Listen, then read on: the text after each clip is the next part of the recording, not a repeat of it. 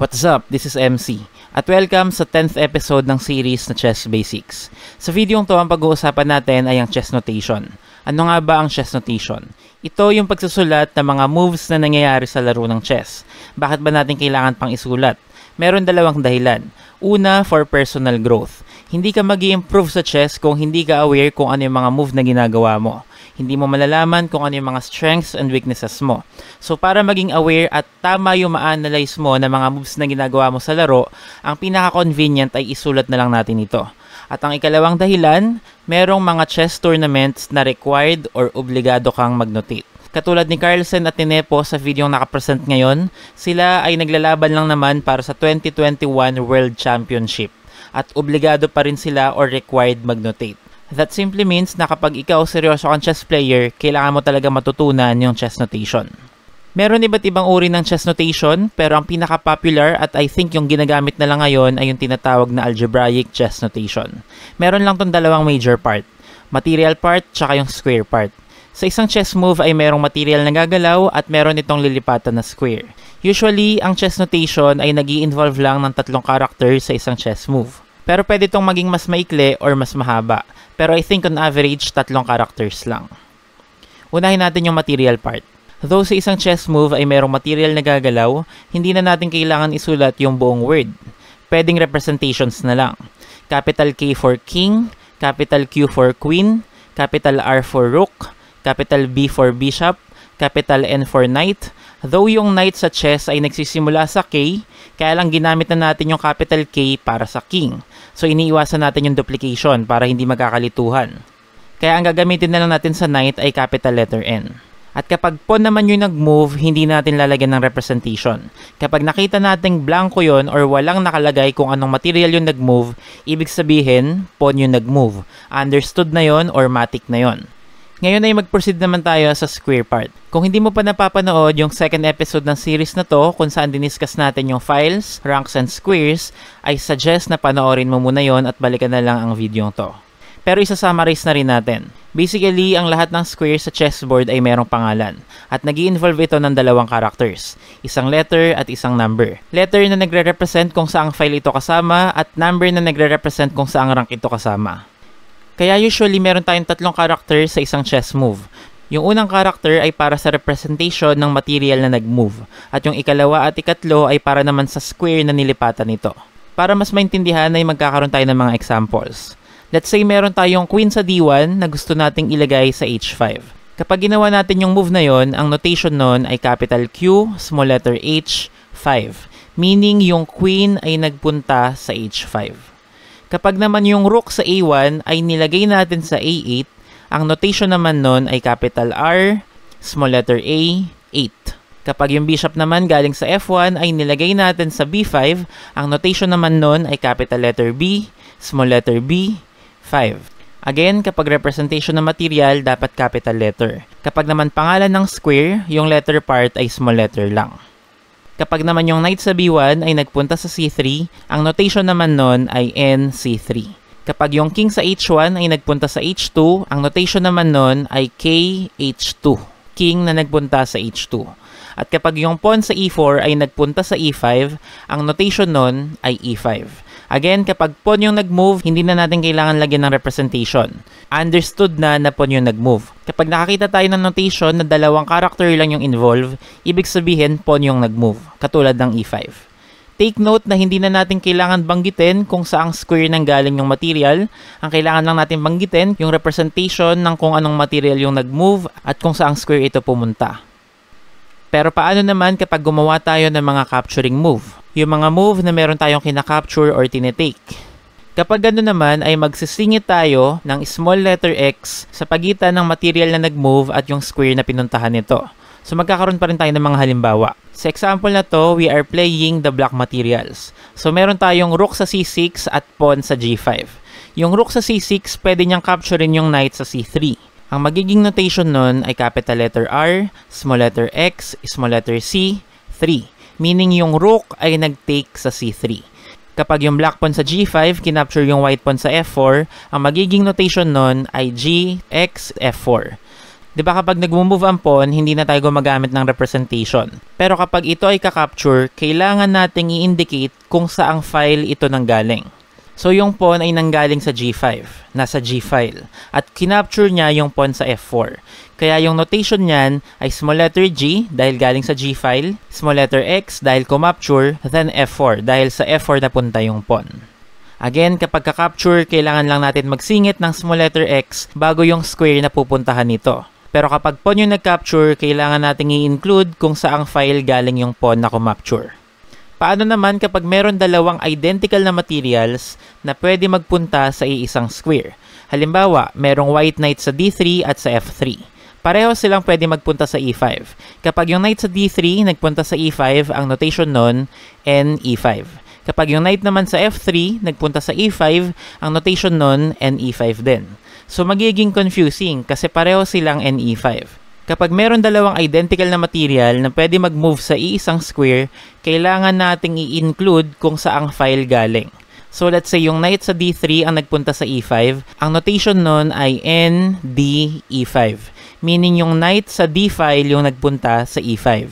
Kapag naman yung knight sa F3 ang nagpunta sa E5, ang notation nun ay NFE5. Again, kapag knight E5 lang yung nilagay natin, kapag binasa na natin yung notation, hindi na tayo sigurado kung anong knight yung nagpunta sa E5. Kung knight ba sa D3 or knight sa F3. So para iwasan yung ganun confusion, kailangan natin i-include kung saang file galing. Next example. Kapag mayroon tayong rook sa A1 at sa F1 at gusto natin maglagay ng rook sa D1, kapag yung rook sa A1 yung nagpunta sa D1, ang notation nun RD1. Kapag yung rook naman sa F1 ang nagpunta sa D1, ang notation nun RD1 din. So katulad kanina, magiging confusing. Kaya kailangan din nating i-include kung saang file galing. So kapag yung rook sa A1 ang nagpunta sa D1, ang notation nun ay RAD1. Kapag yung rook naman sa F1 ang nagpunta sa D1, ang notation nun ay RFD1. Next example. Kapag merong white knight sa F3 at sa F7 at gusto natin maglagay ng knight sa E5, kapag yung knight sa F3 ang nagpunta sa E5, hindi pwedeng knight E5 lang. At ganun din kapag yung knight sa F7 ang nagpunta sa E5, hindi rin pwedeng knight E5 lang. Kasi pareho silang pwede magpunta sa E5. So, hindi magiging malinaw kung anong knight yung nagpunta sa E5. So, kailangan natin i-include kung saang file galing. Kapag yung knight sa F3 ang nagpunta sa E5, dapat NFE5. Pero kapag yung knight sa F7 nagpunta rin sa E5, NFE5 din. Kasi pareho silang nasa F file. So, sa ganitong sitwasyon, hindi rin magiging helpful kung ang i-include natin ay kung saang file galing yung material na nag-move. Kasi nasa iisang file din naman sila. Kaya ang dapat nating i-include ay kung saang rank sila galing. Kasi doon sila magkaiba. So kapag yung knight sa F3 ang nagpunta sa E5, ang notation niyan ay N3E5. Meaning yung knight sa third rank ang nagpunta sa E5. Kapag naman yung knight sa F7 ang nagpunta sa E5, ang notation niyan ay N7E5. Meaning knight sa 7th rank nagpunta sa E5. Next example. Let's say meron tayong white rook sa A1 at sa A8 at gusto nating maglagay ng rook sa A4. Dahil nasa iisang file sila, hindi magiging helpful kung i-include natin yung file sa notation. Kasi nga nasa isang file naman. So katulad lang sa huling example, kailangan ang i-include natin ay yung rank na kinabibilangan nila. So kapag yung rook sa A1 ang nagpunta sa A4, ang notation nun ay R1A4.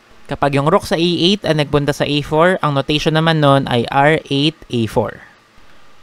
Paano naman kung meron tayong dalawang material na pwede magpunta sa isang square pero wala naman sila sa isang file at isang rank? May white rook sa C4 at sa G8 at gusto nating maglagay ng rook sa C8. Kapag yung rook sa C4 ang ilalagay natin sa C8, ang notation nun ay RCC8. Siguro sa unang tingin or unang dinig, parang redundant, dalawang C. Pero dahil meron ngang dalawang material na pwedeng magpunta sa C8, kailangan natin i-include kung saang file galing yung rook na mag-move. Yung rook na nilagay natin sa C8 ay galing sa C4, nasa C file. So ang ibig sabihin ng RCC8, yung rook sa C file yung nagpunta sa C8. Kapag naman yung rook sa G8 yung nagpunta sa C8, ang notation naman nun ay RGC8. Meaning yung rook sa G file yung nagpunta sa C8. Paano naman kapag merong capture na mangyayari? Let's say meron tayong rook sa C2 at sa C8 at gusto nilang capturein yung black knight sa C6. Kapag yung rook sa C2 ang kakapture sa C6, ang notation nun ay R2 x C6, meaning yung rook sa second rank yung kumapture sa C6. Kapag naman yung rook sa C8 yung kumapture sa C6, ang notation nun ay R8 x C6, meaning yung rook sa 8th rank yung kumapture sa C6. At para mas maintindihan ay i-apply natin to sa totoong laro. Let's say meron isang laban na naganap at ito yung mga following moves. So babanggitin natin yung mga moves at aalamin yung notation. First move, yung pawn sa E2 ay nagpunta sa E4. Ang notation nun ay E4. Again, kapag pawn yung nag-move, hindi na natin kailangan banggitin na pawn yung nag-move. Kailangan lang natin banggitin kung saang square ito napunta. Understood na pawn yung nag-move. Kailangan nyo rin i-take note na ang mga kinoconsider lang natin na mga moves sa notation ay mga legal moves. Let's say yung black naman, yung pawn sa C7, nilagay niya sa C6. Ang notation nun, C6. Katulad lang ng reasoning sa E4. Hindi na natin kailangan banggitin na pawn yung nag-move. Kailangan lang banggitin kung saang square na punta. Let's say sinundan ni white, yung pawn sa D2, nilagay sa D4. Ang notation nun, D4. At si black naman, yung pawn sa D7, nilagay niya sa D5. Ang notation nun, D5. Tapos let's say si white kinapture niya yung pawn sa D5 gamit yung pawn niya sa E4. Ang notation naman niyan ay E x D5. Meaning yung pawn sa E-file kinapture yung pawn na nasa D5. Then let's say yung black naman ay nag-take back gamit yung pawn sa C6. So ang notation naman nun ay C x D5. Meaning yung pawn sa C-file kinapture yung pawn sa D5.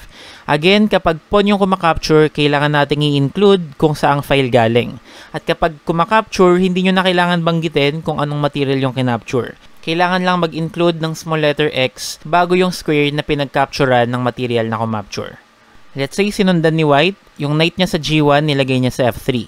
Ang notation niyan ay NF3. At sinundan naman ni black, yung knight niya sa G8 nilagay niya sa F6. Ang notation nun, NF6. Then si white, yung knight sa B1 nilagay sa C3. Ang notation niyan ay NC3. At si black naman, sinundan yung knight sa B8 nilagay sa C6. So NC6 naman yung notation niyan. Then si white nag-develop ng bishop. Nilagay niya yung bishop niya sa F4. Ang notation niyan ay BF4. And si black nag-develop din ng bishop. Nilagay niya yung bishop niya sa G4. So ang notation naman nun ay BG4. Dinevelop ulit ni white yung isa niya pang bishop sa E2. Ang notation naman nun ay BE2. At nag-push ulit si black ng pawn. Yung pawn sa E7 nilagay sa E6.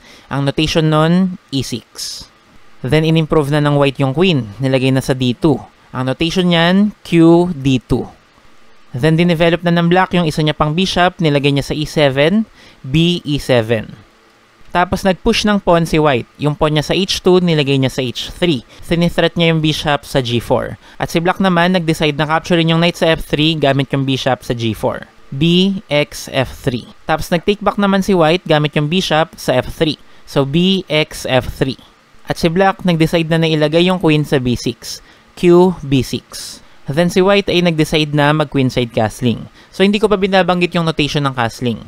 Kapag queenside castling, capital O, hyphen capital O, hyphen capital O. Then si black naman ay nag-decide mag-kingside castling. Ang notation naman ng kingside castling ay capital O, hyphen capital O. May kinalaman din yung notation nila sa iba pang tawag sa kanila. Yung kingside castling ay tinatawag din na short castling. Kaya yung notation niya mas maikli din. Dalawang capital O lang at isang hyphen. Kapag queenside castling naman na tinatawag ding long castling, ang notation niya mas mahaba. 3 capital O tapos 2 hyphen.